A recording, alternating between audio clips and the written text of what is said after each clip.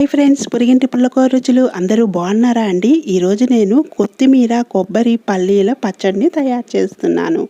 చూసారా, చలికాలంలో కూడా మా ఇంటి మల్లె చెట్టుకి ఎన్ని మల్లెపూలు వస్తున్నాయో, రోజుకి 3-4 మల్లెపూలు వస్తున్నాయండి.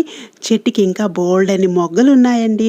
చాలా ఆనందంగా ఉంది. ఎందుకంటే కార్తీక మాసంలో మనం శివుడికి పూజ చేసుకోవడానికి ఈ విధంగా మల్లెపూలు రావడం చాలా ఆనందంగా ఉంది.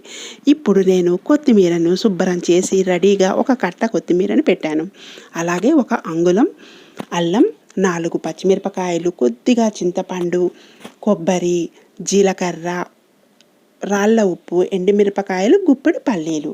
ఇప్పుడు మనం పచ్చడిని స్టార్ట్ చేద్దాం. ముందుగా స్టవ్ వెలిగించుకొని దోసల పెనం ఉంటుంది కదా, దాని మీద ఇప్పుడు నేను ఫ్రై చేస్తున్నాను. ముందుగా ఒక గరిటెడు ఆయిల్ని యాడ్ చేసుకోవాలి. వేసిన తర్వాత ఒక గుప్పెడు పల్లీలను వేసి బాగా ఫ్రై చేసేసుకోవాలి. ఈ విధంగా పచ్చడి చేసేటప్పుడు మనం ఆయిల్లో ఫ్రై చేసామంటే తాలింపు పెట్టకపోయినా సరే పచ్చడి టేస్ట్ చాలా బాగుంటుంది. ఈ విధంగా పల్లీలను చక్కగా ఫ్రై అయిన తర్వాత ఈ విధంగా స్టవ్ మీద ఒక చిన్న ప్లేట్ పెట్టి నేను పల్లీలను ఇందులోకి తీస్తున్నాను.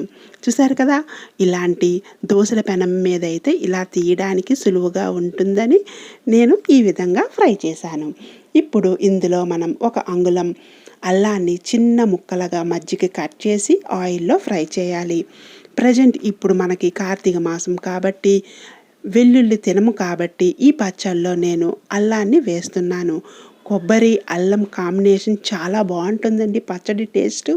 ఇప్పుడు అల్లం కూడా కొద్దిగా ఫ్రై అయిన తర్వాత 1 టీ స్పూన్ జీలకర్రని యాడ్ చేసుకోవాలి.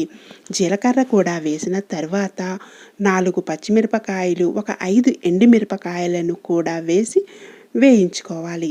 ఈ విధంగా పచ్చడి చేసేటప్పుడు చక్కగా వేయించామంటే ఆయిల్లో టేస్ట్ చాలా చాలా బాగుంటుంది. ఇప్పుడు పచ్చిమిరపకాయలకి చిన్న ఘాట్లు పెట్టి వేయించుకోవాలి. అప్పుడు పచ్చిమిరపకాయలు తుల్లకుండా ఉంటాయి. ఎండుమిరపకాయలు కూడా వేసి బాగా ఫ్రై చేసేసి ఇప్పుడు మనం ప్లేట్లో తీసేసుకోవాలి. ఈలోగా మనం కొత్తిమీరను శుభ్రం చేసి పక్కన రెడీగా పెట్టాం కదా, ఆ కొత్తిమీరను కూడా ఇప్పుడు మనం ఫ్రై చేసుకోవాలి. ఈ విధంగా ఫ్రై అయిన తర్వాత ప్లేట్లోకి తీసేసుకోవాలి.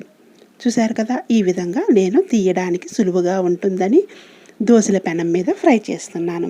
ఇప్పుడు కొత్తిమీరను కూడా వేసి కొద్దిగా మగ్గనివ్వాలి. ఈ విధంగా కొత్తిమీరను 1 నిమిషంలో మగ్గిపోతుంది. వేసి గరిటెతో బాగా కలిపేసుకున్నామంటే చక్కగా దగ్గరగా మగ్గిపోతుంది. కొత్తిమీర కొబ్బరి పల్లీల పచ్చడి టేస్ట్ చాలా బాగుంటుందండి. ట్రై చేయండి. మీకు ఎలా కుదిరిందో కామెంట్ చేయండి. చూసారు కదా, ఈ విధంగా కొత్తిమీర కూడా అయిపోయిన తర్వాత తీసేసి చల్లారిన తర్వాత చింతపండు పెట్టేసి మిక్సీ జార్ తీసుకొని ఇప్పుడు ఇందులో మనం ముందుగా కొబ్బరి ముక్కలను, తర్వాత వేయించి పెట్టుకున్న పల్లీలు, కొత్తిమీర, అల్లం, పచ్చిమిర్చి, ఎండుమిర్చి వేసేసుకొని ఇప్పుడు ఇందులో మనం 1 టీ స్పూన్ రాళ్ళ ఉప్పుని యాడ్ చేసుకోవాలి. రాళ్ళ ఉప్పు కూడా వేసిన తర్వాత పచ్చడిని కొద్దిగా వాటర్ వేసి దగ్గరగా గట్టిగా పచ్చడిని చేసామంటే చాలా బాగుంటుంది. ఇంకా సర్వింగ్ బౌల్లోకి తీసుకొని సర్వ్ చేయడమే. ఇప్పుడు నేను మీషోలో ఒక చీర తీసుకున్నానండి. చాలా చాలా బాగుంది. రెడ్ చీర అండి, దాని మీద గోల్డెన్ ఫ్లవర్స్ వచ్చాయి, బ్లాక్ అంచు వచ్చిందండి. చీర చాలా బాగుంది. మీకు ఎవరికైనా నచ్చినట్టయితే ఒకసారి ట్రై చేయండి. చీర తక్కువ ధరలో చాలా బాగుంది. చిన్న చిన్న ఫంక్షన్స్కి కట్టుకోవడానికి అదిరిపోతుందండి. కలర్ కాంబినేషన్ చాలా బాగుంది. బ్లౌజ్ పీసు బ్లాక్ మీద గోల్డెన్ ఫ్లవర్స్ వచ్చాయండి, చిన్న చిన్నవి రెడ్.